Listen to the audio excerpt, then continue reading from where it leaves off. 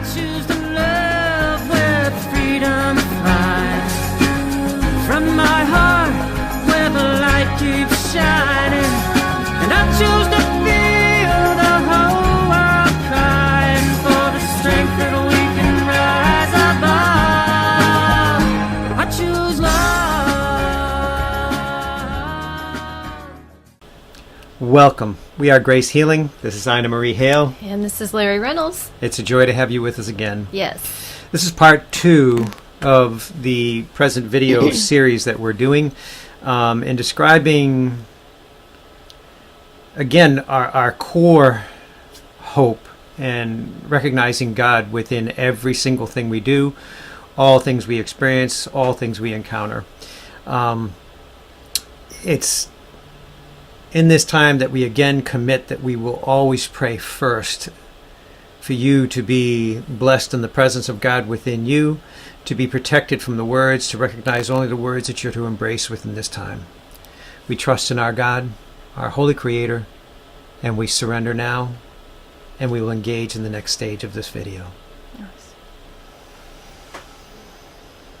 Yahweh lama katuri ke liamene sala khundru koyerabashni ke libedru koman. Breathing deep. Yahweh le kalgombre kabrasi spirientro Yeshua abun sole kalmine khare shoyat tukumrio. Yahweh, we stand in awe, thanksgiving, praise, and worship to know that your Spirit is with us, your guidance to rise, your holy wisdom, clarity, and peace be revealed.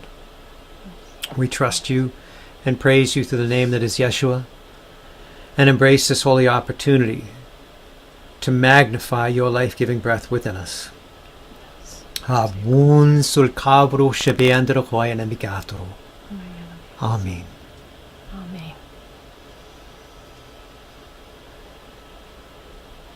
And we breathe.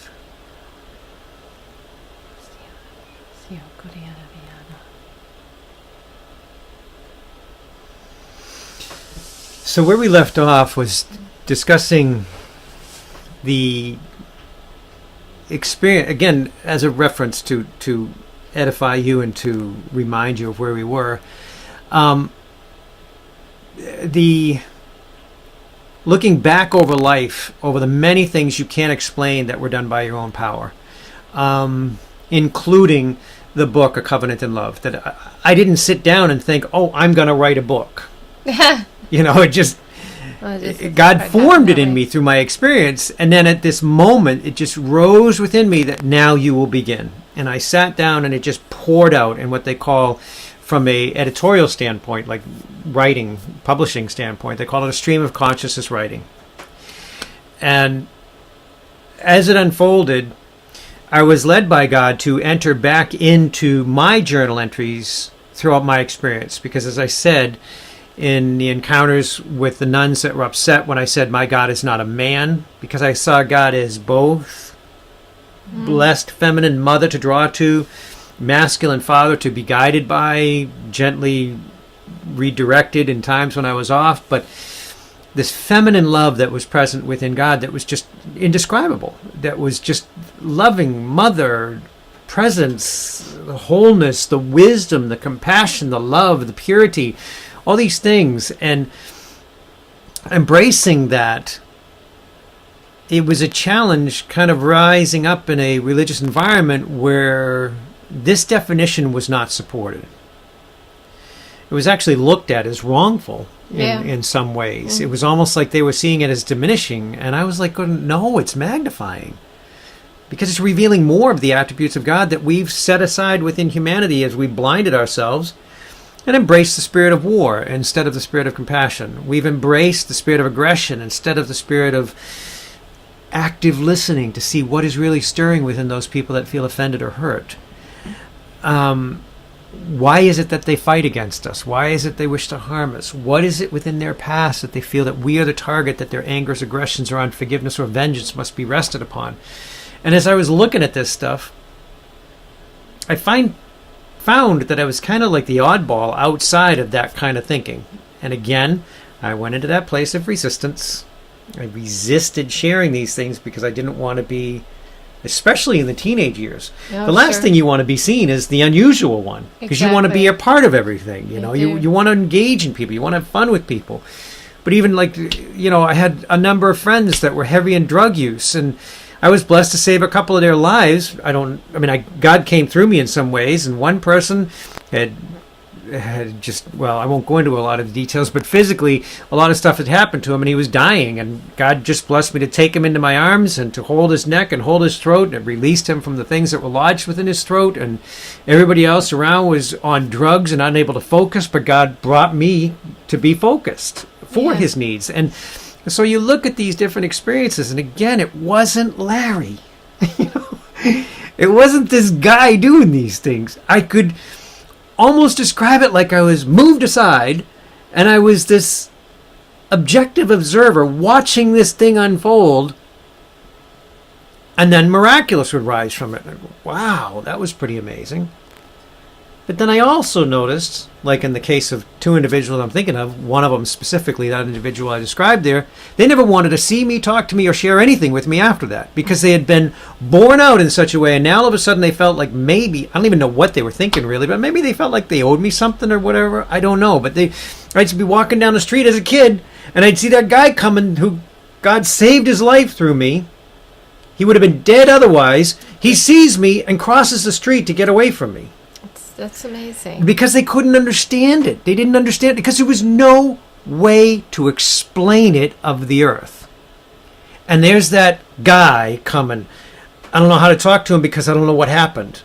And they're fearful. Yeah, that fear rises up. Exactly.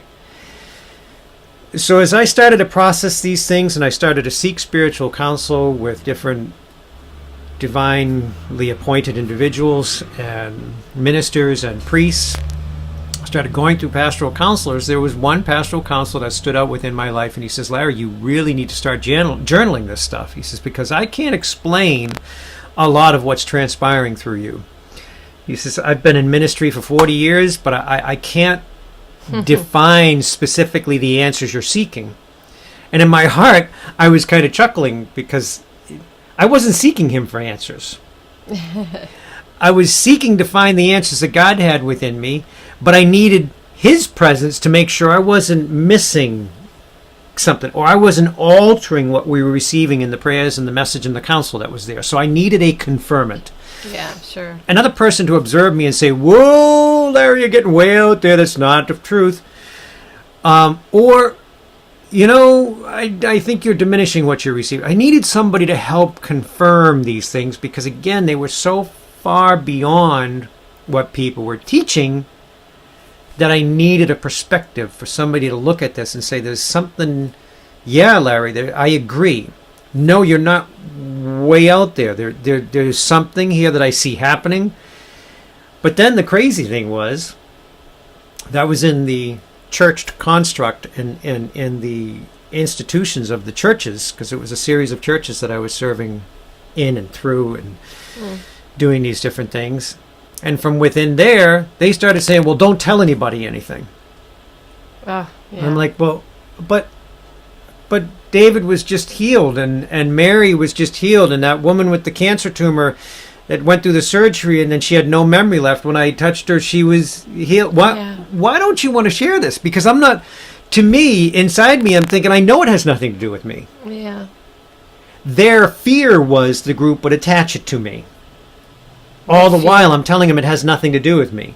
Yeah. So here I am, again, this young man, I think probably in my 20s about that time for this specific instance, and I'm processing in my brain going, but well, how am I supposed to point out what God's doing when I can't tell anybody about this? Yeah. In retrospect, I know what it was now, which was I wasn't clear in the understanding. So what could have happened is I could have expressed this understanding, and it could have been taken hold of within the world and corrupted by the hearts of men, by the desires of those who wish to possess whatever God is doing within me, or whatever. I didn't have the wisdom to understand it. Yeah, at that time. I was still this individual with eyes wide open going, wow, God's amazing. And they're like, no, you don't understand. And I'm like, but I just want to tell people this. No, you don't. And it's just a simplified thing. It's just to be simple. Exactly. You were just, look at what God did. Exactly. And they wanted to turn it into this whole theological, doctrinal process and how they would manage it. And I'm like going, just tell them, you know. And this is, I don't mean to interrupt you, but this is where where all the times I've been in churches, especially in the Pentecostals and definitely Spirit-filled churches, okay? Yeah. Always talking about, when are we going to see miracles? Okay. When are we going to experience those things for which Jesus did in his day? Yes. And what he's touching on is the very thing, just because of my experience being in the church, being involved in ministry, reaching out in love, and seeing individuals actually manage what God really wanted done for those people that were needing help. Right. And this is where... And they got to take it into their method of operation. Yeah, if they're... In the end, that's where I got that confusion. And that's why coming on board with Grace Healing, this is a whole new area. Everything that I've ever experienced in the time that I got involved with Grace Healing, I saw great restoration, healings, even in corporate settings, by moving and operating in that which God intended for us to do upon this earth, that he said that we would do greater things than he did. Mm-hmm. And we've not yet really even touched the surface. Maybe years and years ago, I've heard historical stories about certain brothers and sisters, and I don't want to get into names, you know, these books and other teachings of what happened and manifested upon the earth. But what I am discovering, though, in some of those manifestations of those healings back in that day, right, those were the ones that actually were sort of touching on what you're talking about right now. Mm-hmm. They still were in that institutional setting. However, God graced, with his grace, there were great outpourings of these healings in certain, right, exactly, yeah. But what we're talking about is just through the love of God. Yes. That's that simple. There's not anything you have to go through other than to seeking him, and the way that he's used you, and you've been chosen and set apart. And you can't say, why, Larry, because we all have the same thing he has. We have that God in everything, attributes, all that God has that he wants us to extend out to others. And so as he's sharing his story and how God is using him, it's just a build-up of the platform of Grace Healing. And I speak up because I testify and witness to the things that I saw being involved in church, in healing rooms, and altar ministries, and what I saw outside of the four walls of the church. I saw more happen outside the four walls of the church being involved with Grace Healing than I ever did inside the four walls of the church. I am not putting down the church. I am not, because we are right, the body. But they're trying to contain what's manifesting right, instead of allowing it to be. You've got to come here. Right. You've got to come here. That's what they're saying, yeah. And this is the whole reason that we're, like in our first series of just this prior video. Yep. We're very transparent, and we engage in prayer first. And even Larry had shared in the first video prior to this that he wanted to engage in prayer with me, that he needed to release holding on to or resistance. And that's because we know now in this setting that it's time to release this information. Well, I know in like the 2020 hindsight, the reverse thought, looking back, I realized that there was wisdom in God in the fact that I wasn't speaking and sharing certain things. Mm. But in me, I was forming resistance, thinking I needed to shut my mouth and be totally quiet instead of, now it is its right time. It wasn't about resistance before, it was about timing. Yes. But in order to exact that result, I did embrace resistance. I embraced the resistance. So at this time of transparency that we spoke of in the previous video of this series, it was, I need to come before you and before Ina and state openly I release any resistance, spiritual resistance that I embraced, I engaged within me, because there needed not to be resistance. There only needed to be spiritual recognition that, oh, God's got timing in this. But I embraced spiritual resistance. So I came before you to release the spirit of resistance. Not Larian resistance, but the spirit of resistance which was governing my actions, because I covenanted with the spirit of resistance to hold back this message, which was actually forcing me into a place where I was actually having to clear my throat, not able to allow the full expression of my voice to come forth, because I was in spiritual resistance, not allowing for God's breath of life to flow through me with ease. Yes. And we're all human. I'm still learning every single day. As I. God shows me things and I just go, wow, that makes a lot of sense. And then the next day it's like, wow, that was like kindergarten compared to what was open today. You know, Yes. even though you think you have this grasp on something, then you find it the next day where it is so much more expansive. And what I'm stepping into right now is this awareness that God exposed me to early on, way back in the beginning stages of grace healing. Because at the point where I was reaching this adult state of 30s and approaching into my 40s, there was so much behind me, again, that I couldn't attach myself to. Miracles, things that would happen. Somebody would be suffering in pain, and I'd reach and touch their knee, and the pain would be gone. Somebody in my martial arts class, they were coming at me in a certain way, physically aggressive, and I just raised my hand, and it stopped them, dropped them to their feet, but then they had a headache. I was able to touch them, and I could see the headache leave. So I started seeing things more so as a spiritual apparition being loosed and freed from them, instead of that person having a headache. So in the early stages of grace healing taking form, I was like going, okay, God, there's something bigger here, and I'm not quite getting it. Forgive my ignorance. Forgive my limits. I know you are limitless. What is it that you're showing me? So you brought this beautiful woman up from, I won't even say that, I don't want to compromise the family and what she went through and what she's experienced in her life. But what happened was she was experiencing a disease very similar to Lou Gehrig's disease, the ALS, and a lot of people experience that upon this earth. And basically what it is to give it in a nutshell, my understanding of it, the way it was explained to me by a doctor who was serving an individual that I served for years in prayer through ALS, was the nerve sheaths, the actual sheathing around the nerve trunk that comes forth from the brain, from the spine, and out into the whole body, is that the nerve sheath degrades and falls off and dies and disintegrates. So now the nerve is totally exposed to the whole root, and it is shut off and dulled. In other words, it doesn't want any more input. The brain is not receiving any more input. It shuts off, and then all of a sudden the muscles can't function. And then it shuts down these arms, and then it can't support the body because there's no communication happening throughout the body anymore, and that's the ALS.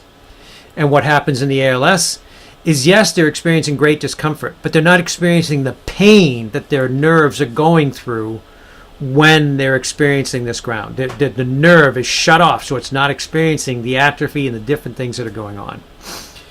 So this woman was flown to me up in, we were at Pemaquid Light, and they got her a nice room up there and this beautiful inn and everything. But again, I'm still searching inside my heart to understand, what is God showing me? I had no idea that today was the teaching. I thought I was just going up there, and because she wasn't able to support her own body, I brought a massage table with me, and we set the massage table up in this beautiful little carriage house type of arrangement that was set up. And as I was praying, I had to pick her up and set her on the table because, again, she did not have normal motor functions of her body. So it was either her daughter or her cousin that were actually moving her about, transporting her from one place to another. And if she ever did actually stand on her own 2 feet, it was because they were supporting both her legs, her arms, shoulders, and they would be walking on the side of her. Put her in her little wheelchair walker thingy. So I get her on the table and I start praying. And as I'm in prayer, I just start getting moved throughout areas of her body. And the first thing that was revealed was the spirit of rape. manifested throughout many generations through the spirit of high judgment. And I'm like, what? What is this? And I just dismissed it. I stopped thinking about the process and just continued to pray. I didn't want to get trapped in the limits of thought. I wanted to allow for God's presence to be known. And God's always had that in me. And again, not by something Larry's done. Larry is not master of this process. God has mastered it through me. He's allowed me to, oh, what is that? God? And God blessed me in such a way to seek God first, not the situation. So even in this, as I'm praying, this whole thing is unfolding. And this spiritual awakening started coming into about the spirits of rape on 3 generations before. And then the spirit of high judgment, casting and moving things away, and all these different things. Then I saw 3 other spirits of rape. And then there was generational abuses and experiences and suffrage and all this. And I was like, what is... But I was seeing individual, separate spiritual forms raised up and released as I was in prayer. And she's laying there just like, kind of like going, whoa, what is going on here? Wow. And I stepped back from the table. And as I step back from the table, she sits up under her own power. Amazing. Wow. And I'm kind of like you. Whoa. You know, like, wait a minute, what just happened here? She sits up and she spins herself on the table with her legs hanging off the edge of the table, looking at me like, wow. She actually stands up off of the table. And then starts walking around the room. And her daughter's like shocked. Her cousin's shocked. I'm stunned. I mean, honestly, because this was, to see where she was, to this moment later, standing up and walking, and she walks out onto we were up on the upper level of the carriage house, and she walks out on this porch, she's looking around, and she sees how beautiful it is down toward the beach and over towards the lighthouse, and she's just like, wow, and she comes walking back in, I want to go for a walk on the beach. Oh my gosh. So now, Larry's mind... And I was brought up with 7 sisters, so I immediately thought that, well, wait a minute, I'm looking at this woman who's still frail because she had lost so much weight in her battle with this disease. And I'm looking at her thinking, well, okay. And I'm thinking, okay, well, why don't you take my arm and let's start down the stairs? Well, she's ready to walk on her own. And I'm thinking I got to support her to make sure she's okay because I'm not perfect in the understanding of what just happened. And as we start towards the door, the other girls are kind of getting their stuff together real quick, and they're going to go downstairs, and we all go down. And we had to go down. We were on the 2nd level there, but it's an exterior stairwell. Okay. So you come out and down this stairwell, and she's walking along fine with me. I'm hardly feeling any reliance upon me as she's going down the stairs. And she's just like giddy. She's like ecstatic, going, what has just happened? Well, the difference in her experience with ALS is she was a very rare case of it. What happened when her nerve sheaths died, all the nerves stayed alive the whole length of them. And she felt like her body was on fire all the time. Oh, and wow. she was in excruciating pain from the tip of her fingers to the fullness of her back. Throughout her whole body was in constant, extreme pain. And I didn't realize that was the burden she was carrying on her. Now all of it's loosed and freed. She's got no pain in her body, and she's bubbling around like, I'm ready to go. Yeah, I guess so. So down she goes. We all get in the car, and her cousin drives us down to the beach. We get out of the beach, and my male mind is already going, okay, well, wait a minute. We're going out over sand. The sand's probably going to be hard to negotiate and stuff like that. So I made myself present for her to hang on to. Because soft sands, Sure. You know, you're walking on them. It's not a good footing. Yeah. Especially for somebody that hasn't walked for close to 2 years and has been dealing with this disease for 5 years. Oh, yeah. But God is limitless. Me and my infinitesimal, infant-like mind of a human couldn't quite trust enough that God had her for this too. So I'm walking along with her. We're going down this pathway, passing by like the snack shack and all this stuff, walking out on the sands, and the other girls go off to the right. And we turn off and walk to the left. And as we start walking along and we're in a private moment, I said, I have to ask you a question. I said, I'm not sure what this is, but as I began to pray over you, I was drawn to a specific revelation of the spirit of rape 3 generations before you. Oh, well, yeah. Well, my great-grandmother was raped. And I'm like, really? And I said, but there were 3 other rapes as well. She said, well, yeah, I was raped 3 times in my life. Oh, my goodness. But I didn't see this as an act. I saw this as the spirit of rape. The spirit of rape. The spirit of rape. The spirit of rape. 4 different spirits of rape. So when I was praying over here, backing up for a moment, when the first one was gone, and I kept praying, and all of a sudden the spirit of rape is there, I'm like, I thought it was gone. Well, it was a separate spirit of rape. A separate spirit of rape. And a separate spirit of rape. And within that, immediately after the first spirit of rape, they said there is a spirit of high judgment. And I get, for some reason, it came within the religious body. And so she said, well, yeah, my great-grandmother was cast out of the church because she was raped. Haha. See the church again. So I'm thinking, oh my God, wait a minute. This woman was accosted by a man, raped by her physically, and what was the church's response at that time was to judge her because she was pregnant with this child. Oh, and let's end with that.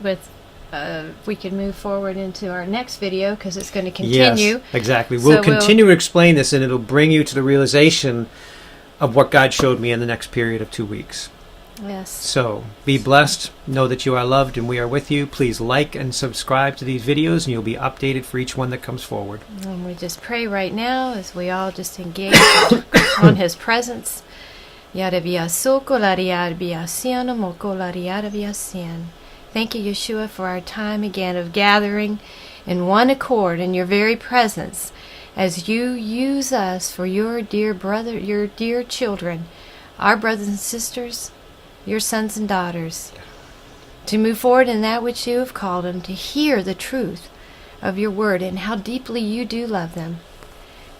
We give you this day and all that we have. Until the next time we come together, God bless. We love you. Shoriabia koniarveshi.